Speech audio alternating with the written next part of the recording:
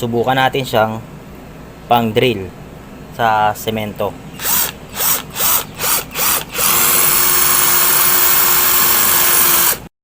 Magandang araw sa inyo mga kaibigan. Ngayon mag-unboxing lang po tayo ngayon, saglit lang. Unboxing ko lang itong na-order ko sa Lazada. Kasi dumating na siya.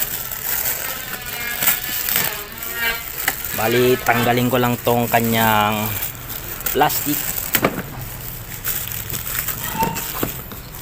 At i-review na rin natin siya kung okay ba yung kanyang quality.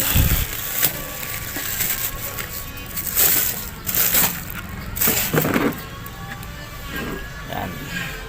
Kagandahan nito mga kaibigan, meron na siyang case, meron siyang box. Isa nga pala siyang cordless drill.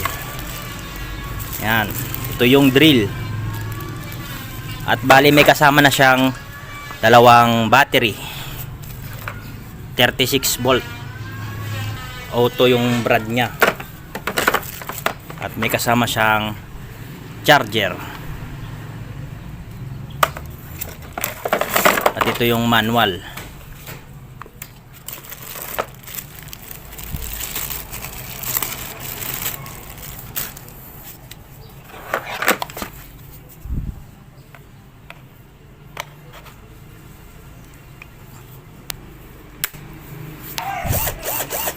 At ito yung indicator sa battery. Yan, tatlong yan. Kung full charge siya o mahina na yung battery. At meron siyang ilaw dito. Siyempre kapag magde-drill ka, may ilaw kapag sa madilim.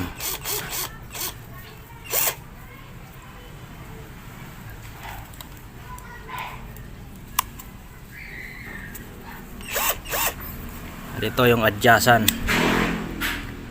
number 2, number 1.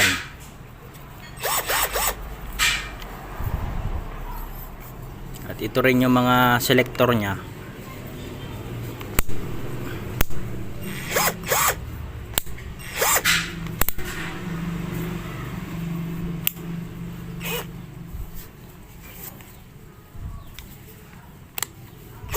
Pag reverse, ito nga pala reverse. Yan, kung gusto nyong baliktarin yung ikot, ito lang ipipindutin.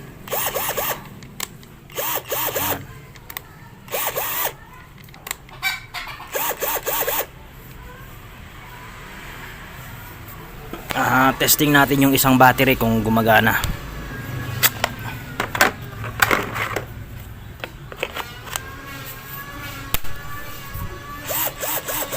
Yan, ayos.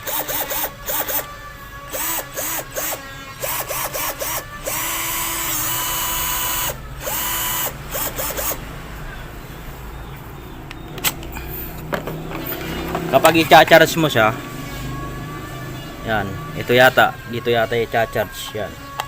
Ganyan. Saksak dun sa outlet.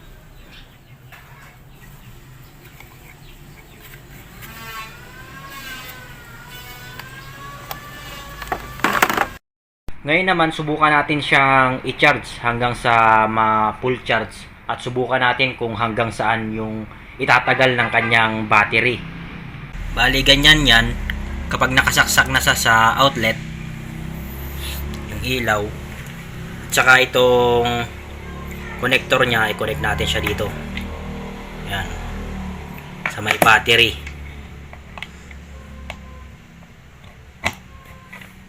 Yan, kung mapapansin nyo, nag-iba yung kulay ng ilaw. Yan, nag-charge na yan. Kaya muna natin siya ng mga ilang oras dyan. Ngayon okay na siya mga kaibigan, full charge na yung ating battery. Yan, subukan natin siyang pangbutas ngayon. Kung hanggang saan ba yung tatagal ng battery niya. Kung kaya niya ba talagang bumutas ng bakal. Subukan natin siya dito sa bakal na to, medyo manipis lang siya. Subukan natin siyang pangbutas.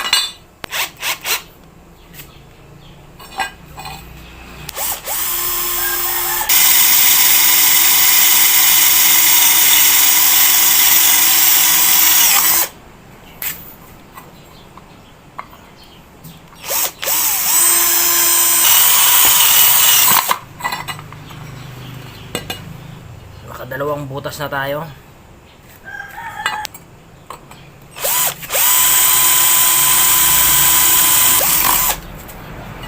Yan, nakatatlong butas na.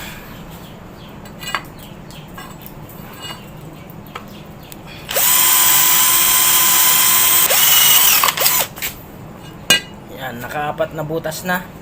Medyo pagpasensya nyo na kung medyo mabagal lang tayong mag-drill kasi yung drill bit natin medyo mapurol lang.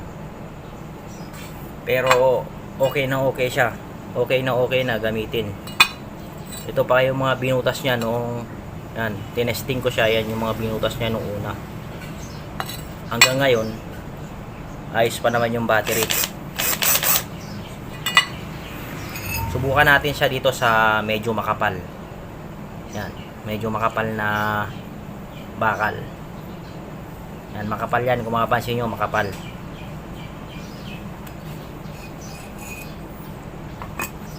Subukan natin butasin.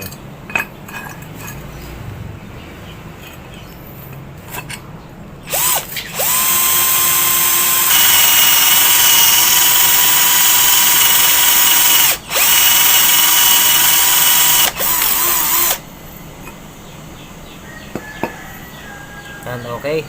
Nabutas niya. Kaso nga lang medyo natagalan tayo sa pagbutas. Kasi itong drill bit talaga natin medyo mapurol na.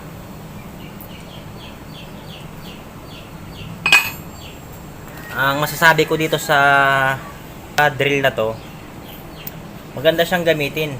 Lalo na kapag walang kuryente. Okay na okay siyang gamitin. Maganda siyang gamitin. At masasabi ko rin matagal siyang malobat. Actually ginamit ko na rin to doon sa trabaho namin. Ito yung isang battery niya, ginamit ko na nung sa trabaho namin. Pero hanggang ngayon hindi pa naman lobat itong battery. Ginamit ko siya ng maghapon.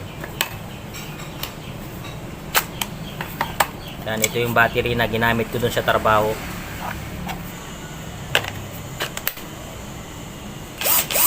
Okay pa naman siya. Hindi pa siya lobat. Maghapon ko tong ginamit nung naglagay kami ng gutter dun sa bubungan. Kasi hindi abot yung extension namin. Kaya ito yung ginamit ko nung nag-gutter kami. Pangbutas. At ito yung battery nung ginamit natin dito sa mga butas na to. Ito yung full charge. At ito nga pala yung mga selector nya kung saan nyo siya gagamitin. Yung screw yung gagamitin nyo, sa mga screw i-select nyo lang siya dito. Yan, ito yung speed naman. Kung gusto nyo number 1 mas mahina yung ikot, sa number 2 mas mabilis yung ikot. Pero kapag mag-drill kayo, lagay nyo siya dito. Yan, may drawing ng drill. Ngayon naman, subukan natin siyang pang semento. Yan, napalitan ko na siya ng drill bit na pang semento. Subukan natin siyang pang drill sa semento.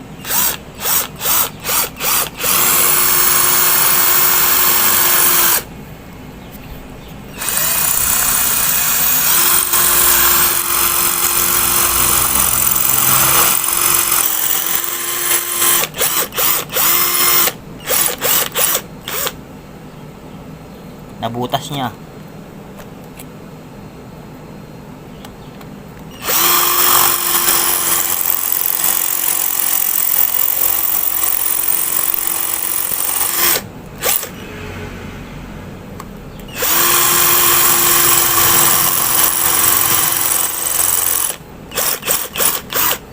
Ayos, kaya niyang butasin, kaso nga lang medyo nahihirapan siya kasi wala kasi siyang hammer.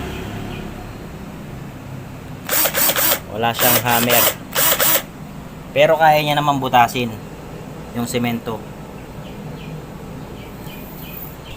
Kung gusto niyo tanggalin yung Yung drill bit, i-reverse nyo lang siya at i-press nyo siya dito. Yan. Ganun lang kasimple. Maganda siya. Ayos na ayos siyang gamitin. At siya nga pala, nabili ko siya sa halagang bali 1.3 kasama na yung shipping fee. Sa halagang 1.3 meron ka ng di-battery na drill. Ayos na ayos siyang gamitin. Tamang-tama sa mga trabaho. Yan, bali hanggang dito na lang yung ating video mga kaibigan. Kung nagkaroon kayo ng konting idea tungkol dito sa video na to, pakitapik lang yung like. At kung hindi ka pa nakakapag-subscribe sa ating munting channel ay pakisubscribe lang at pakihit na rin ng bell icon para lagi kang updated kapag may mga bago tayong video na i-upload. Hanggang sa muli mga kaibigan, God bless and ride safe.